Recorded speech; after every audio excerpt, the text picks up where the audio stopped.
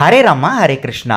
ராமாயணத்துல மேகநாதன் யாரு அப்படின்றது தான் இந்த வீடியோல பார்க்க போறோம். மேகநாதனுக்கு இன்னொரு பேரு இருக்கு, இந்திரஜித். இவர் இந்திரனையே வென்றதுனால இவருக்கு இந்திரஜித் அப்படின்ற பேரும் கிடைக்குது. இவர் இலங்கை அரசன் ராவணனுக்கும் அவரோட மனைவி மண்டோதரிக்கும் பிறந்த மகன். இவர் கைவசத்துல நிறைய அஸ்திரங்களை வச்சிட்டு இருக்கிறாரு.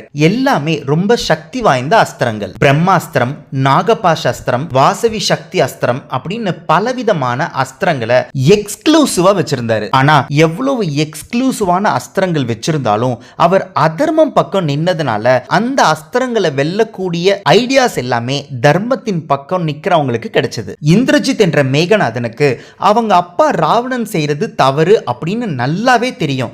இருந்தாலும் அவர் அப்பான்றதுனால அவர் கூட நின்று தர்மத்தின் பக்கம் நிக்கிறவங்களை எதிர்த்து போராடினாரு. ஹனுமன் சீதையை பார்க்கறதுக்காக இலங்கைக்கு வந்து சீதையை பார்த்ததுக்கு அப்புறம் கிளம்பும் போது நம்ம அப்படியே கிளம்பக்கூடாது, ராவணனை பார்த்து ஒரு வார்னிங் கொடுத்துட்டு கிளம்பணும் அப்படின்னு முடிவு பண்றாரு. எப்படி ராவணனை பார்க்கறது அப்படின்னு யோசிச்சு இந்த அசோக வனத்துல ஏதாவது ஒரு பிரச்சனை பண்ணா கண்டிப்பா நம்மள ராவணன் கிட்ட கூட்டிட்டு போவாங்க அப்படின்னு நினைச்சாரு.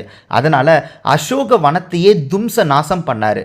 அது தும்ச நாசம் பண்ணும்போது ராவணனுக்கு இன்ஃபர்மேஷன் போய் ராவணன் உடனே அவரோட மகன் இந்திரஜித்தை கூப்பிட்டு அங்க போய் என்ன நடக்குதுன்னு பாரு, அசோகவனத்தில் ஏதோ ஒரு குரங்கு ஏதோ பண்ணுதுன்னு சொல்றாங்க அப்படின்னு சொல்றாரு. உடனே இந்திரஜித் அசோகவனத்துக்கு போறாரு. போய் ஹனுமனை சந்திச்சு ஹனுமனோட சண்டையிடுறாரு. ஹனுமன் கட்டுக்கடங்காம அங்க இருக்கிற எல்லாத்தையும் நாசம் பண்றதுனால இந்திரஜித் வேற வழி இல்லாம அவர்கிட்ட இருக்கிற பிரம்மாஸ்திரத்தை ஹனுமன் மேல செலுத்துறாரு. அந்த பிரம்மாஸ்திரத்துல ஹனுமன் மயங்கி கீழே விழுந்துடுறாரு. ஆனா அங்க ஒரு ட்விஸ்ட் இருக்கு. ஹனுமனுக்கு ஒரு வரம் இருந்துச்சு. எந்த பிரம்மாஸ்திரமும் ஹனுமனை ஒண்ணுமே பண்ணாது அப்படின்ற வரம் ஹனுமனுக்கு இருந்துச்சு. அப்படி இருந்தும் அவர் ஏன் மயக்கம் போட்டாரு அப்படின்னா, அப்பதான் நம்மள ராவணன் முன்னாடி கூட்டிட்டு போவாங்க, அப்ப நம்ம ராவணனை வார்ன் பண்றதுக்கு ஈஸியா இருக்கும் அப்படின்னு சொல்லிட்டு அவர் மயங்கின மாதிரி நடிச்சாரு. ஒரு கட்டத்துல இந்திரஜித்துக்கு ஹனுமன் மயங்கிற மாதிரி நடிக்கிறது தெரிஞ்சிருச்சு. இருந்தாலும் ராவணன் கிட்ட முதல்ல கூட்டிட்டு போயிடலாம் அப்படின்னு சொல்லி ராவணனுக்கு முன்னாடி கொண்டு போய் உட்கார வைக்கிறாரு. ராமர் மேலையும் லக்ஷ்மணன் மேலையும் நாகபாஷ அஸ்திரத்தை யூஸ் பண்ணி நாகங்களாலேயே அவங்கள கட்டி போட்டாரு. ஆனா கருடரோட உதவியால ராமரும் லக்ஷ்மணனும் அந்த அஸ்திரத்துல இருந்து தப்பிச்சிட்டாங்க.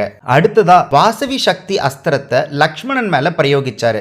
லக்ஷ்மணன் அதுல மயங்கி அன்கான்ஷியஸ் ஸ்டேட்டுக்கு போகும்போது ஹனுமன் சஞ்சீவி மலையை தூக்கிட்டு வந்து லக்ஷ்மணனை காப்பாத்திட்டாரு. இந்த மாதிரி எக்ஸ்க்ளூசிவான அஸ்திரங்களை மேகநாதன் வச்சிருந்தாலும் அதர்மம் பக்கம் நின்னதுனால அவரால் ஜெயிக்க முடியல. கடைசியில லக்ஷ்மணன் கையால இந்திரஜித்தோட உயிர் பறிக்கப்படுது. இந்திரஜித் ஒரு வரம் வாங்கி வச்சிருந்தாரு. 14 ஆண்டுகள் தூக்கத்தை தவிர்த்த ஒருத்தரால மட்டும்தான் அவரை கொல்ல முடியும் அப்படின்னு. ராமரை பாதுகாக்கிறதுக்காக லக்ஷ்மணன் காட்டுக்கு வந்ததிலிருந்து 14 ஆண்டுகளா தூக்கத்தை தவிர்த்து வாழ்ந்தாரு. அதனால அவருக்கு இந்திரஜித்தை கொல்லக்கூடிய அந்த வலிமை இருந்துச்சு. இன்னும் நீங்க இந்திரஜித்தை பத்தி பல விஷயங்கள் தெரிஞ்சுக்கணுமா? கண்டிப்பா இந்த வீடியோ டிஸ்கிரிப்ஷன்ல இருக்கிற லிங்கை பார்க்க மறந்துடாதீங்க. தன்னோட தந்தை ராவணன் செய்யறது தவறுன்னு தெரிஞ்சும் ராவணன் பக்கமே நின்னதுனால நம்மளோட இசிஜி கார்ட்ஸ்ல மேகநாதனுக்கு நெகட்டிவ் சிம்பிள். ஹரே ராமா ஹரே கிருஷ்ணா.